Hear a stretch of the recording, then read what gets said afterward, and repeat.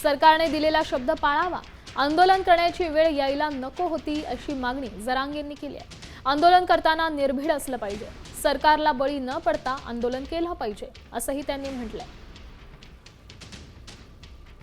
तर जरांगे पाटलांसोबत बातचीत केली आमचे प्रतिनिधी चेतन व्यास यांनी।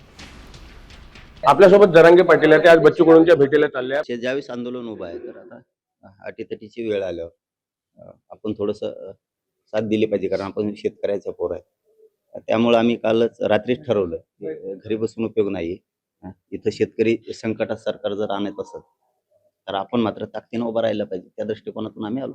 बैठक ठरलेलं मला नाही।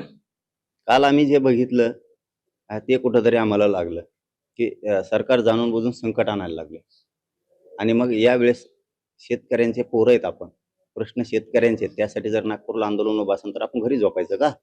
आपल्यात शेतकऱ्याची वेदना, त्यांच्या दुःखाची वेदना जाण आपल्याला जर आपण ठेवली आणि आपण जिद्दीनं ठामपणानं जर कुठलंही आंदोलन उभा केलं ना, मी जिवंत उदाहरण आहे, 70 वर्षात मराठ्यांना न मिळालेलं मिळालं।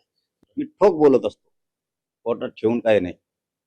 त्यामुळे मी त्याच्यावरती काहीही सांगणार नाही, त्यांनी जावं की नाही जावं।